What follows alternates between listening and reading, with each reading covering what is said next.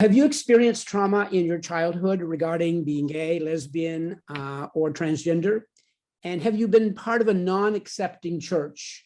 And are you struggling to overcome the trauma of that in your adulthood? Today, I'm interviewing James Powell, who has been through this journey and is going to share with us some of his experiences and his insights. James is a 2S LGBTQ plus mental and spiritual health advocate, a coach, a speaker, a consultant. He works with individuals, groups, and organizations to help them embody and understand who they really are so that they can bring their unique and authentic gifts out into our world. And he's a personal friend and was crucial in the very early days at helping us to start Rainbow Faith and Freedom. So thanks, James, for joining us. Thanks for having me here, Brent. So first question, when did you realize that you were gay, and was there a trigger, or how did you always feel about being gay? That's a great question. I don't know that I always had the word gay or homosexual to define that. I think I definitely, growing up in the evangelical church, I was afraid of that word as I got into my tween and teen years because I was taught that that was wrong.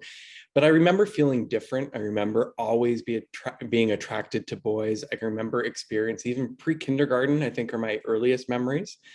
And I think my first experience that taught me that there was something wrong with that was I was around, it was pre-kindergarten, so probably 4, 5, 6-ish, and was playing exploratory games with other boys in the neighborhood of the same age. And I remember that night my mom was bathing me and started to have a conversation. And I remember thinking in my head, oh, I'm in trouble here. One of the other boys told their moms who told my mom. And I can remember having these thoughts even as a really young child. And my mom shared something, I don't remember her exact words, but the notion was, we don't do those things. And that was my first memory of shame related to and I wouldn't even have the word sexuality at that time, but that was my first memory of, oh, I need to hide this part of me. This part of me is not okay to talk about. And I think that's where, if there ever was a split in who I was created to be and then who I started acting as, that's where that happened. So it goes all the way back to pre-kindergarten for me. And how did being gay affect growing up for you? I don't know. I guess the strange part is that at 44, I'm just starting to unpack that.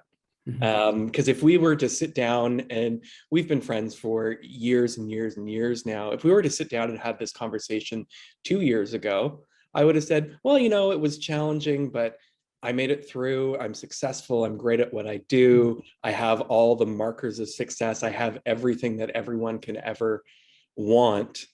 There was no real problem. But at 44, I'm just starting to wake up to the grief and loss I had over my childhood. And yes, excuse me, yes, I had a physical childhood, but as I go through recovery and learning, for me, childhood was a role that I played instead of a life that I experienced. Yep. And so from that young age of kind of realizing there are parts of me to hide, I started to become amazing at being an actor, because I would suss out a situation and be like, oh, Brent wants me to be like this. I'm going to be like this so that I make Brent happy. And it was nothing, it was abandoning myself. And so because I felt that need to hide myself, all of my authentic feelings, desires, interests, motivations, all of that was replaced with me playing this role I thought would be acceptable for everyone else around me. I mentioned to someone how they weren't quite getting it about the challenges of growing up gay. And I mentioned, just think about this when, all of your experiences around your high school crushes. Right. And if you're straight and you're having those crushes, you can share them with friends or family, the excitement of it, the devastation when you broke up, all of that stuff. Right. Getting feedback from friends about healthy relationships and what they might look like or not like. And we missed all of that. Well, we missed all of that. And one of the other things that I realized when I went to rehab a couple of years ago, we miss being in our body and just even the ability to name my emotions, name my feelings. Like, sure, there was all of that stuff that we missed out on from an experiential part, but I could never name, I didn't even know what anger felt like because I was told anger is wrong, rage, fear, all of those things. And I remember being in rehab and they put the same kind of symbols that they would put in front of autistic children and asked us to point to our feelings. And I'm like, why is this so hard? Why can I not? But there was such a developmental delay on just being in my body and knowing what I was feeling. And that's taken from us as well. Yep. So when did you decide to go into the YouTube world and begin to share what you've gone through and are going through with the world? How did that happen? I don't know that it was really a decision. It was more necessity. 2 years ago, as I shared, I wasn't even conscious to the trauma that I had. And I would have said, like, come on, like, there's no trauma in my life. I don't need to really heal. And for me, trauma was like a lot of the work that I see with Rainbow Railroad. Like, I didn't grow up in this war-ravaged country where homosexual youth are being persecuted and even killed.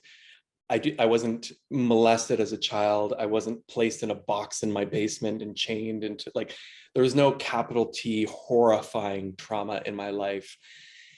And I had everything that I could want. I had everything that I was supposed to be. I was privileged. I was all of those things.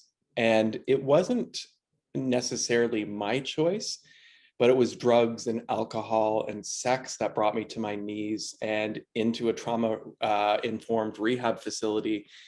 And that introduced me to the concept of trauma. It introduced me to a concept of something called adverse childhood experiences, or ACEs. And if people have not read about that, I would highly encourage going on and reading a little bit more about that.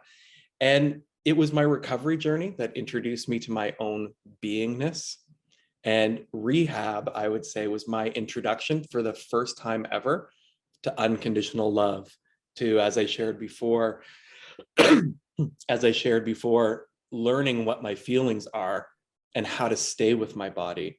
Because everything up to that point was, how do I run away from my feelings? How do I run away from my body? How do I run away from my beingness?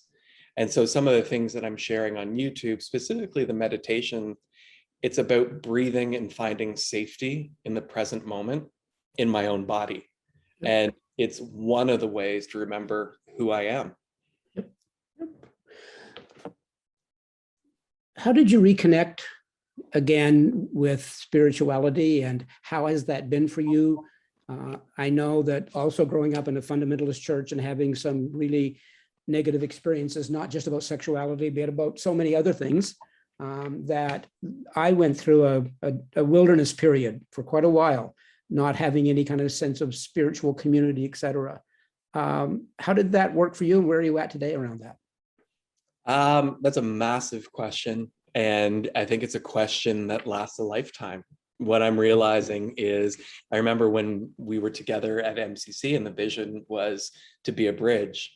And what I'm learning in life is that there's many bridges. There's many bridges from one place to the next. And it's about, spirituality is continuing that journey. It's not necessarily hanging out on the same bridge, but it's finding places and spaces and community and people that encourage you to grow, encourage you to go in.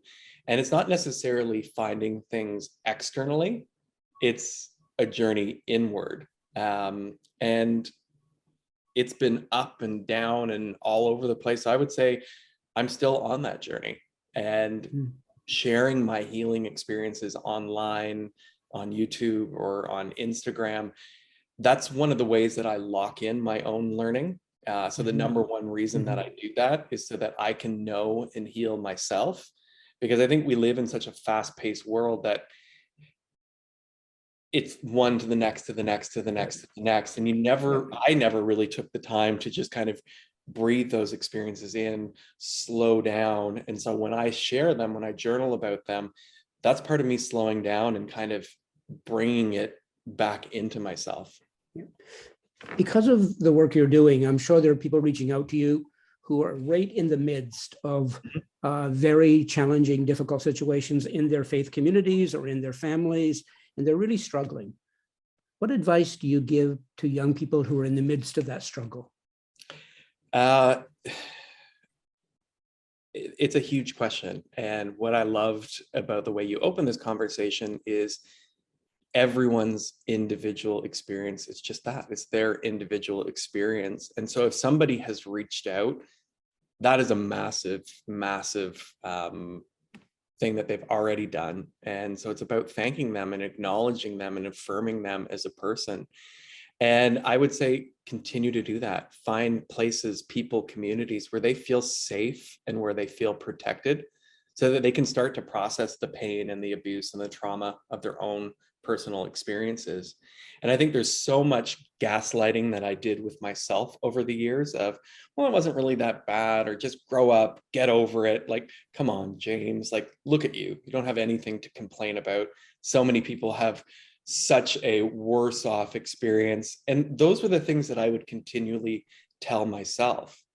And what I'm learning to understand, you don't just grow up and get over trauma. And trauma is unprocessed emotion that's stuck in your body. And there are a million ways to avoid that trauma. And where I encourage people to get into a community or a space, or even working with a friend or a therapist, how to be with that pain. And I know I ran from it through work, through sex, through drugs, through performance, through social, like there are a million ways that the world around us affirms, hey, don't look at it, just get over it, work harder, do anything to kind of take you away from that. But I find the real gift that you can give yourself is creating space so that you can fully see, feel, acknowledge, and affirm all of you. And I think the other really important thing to share with people that come from religious experiences and growing up in fundamentalist or evangelical type experiences is it is trauma. Your body knows. And it's hard when you grow up in these closed communities, because I'm like, I'm the black sheep. I'm the weirdo. I'm the one that doesn't fit in.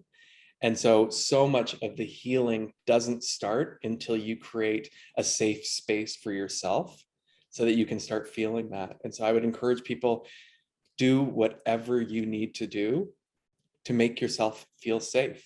And for some people, coming out isn't safe, and there's nothing wrong with that. But it's whatever you can do, whether it's even just getting into your body, doing meditation or breath work, whatever you can do in this moment to help make you feel safe, that's where you should start.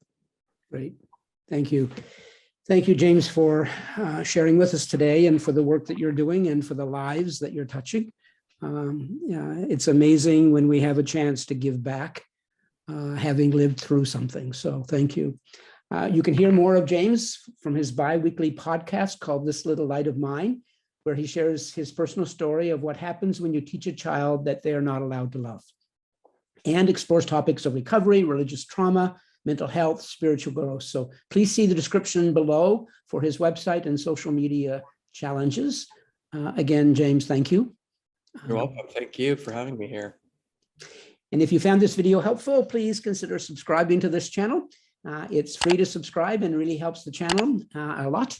And don't forget to click on James' links in the description below. Thank you.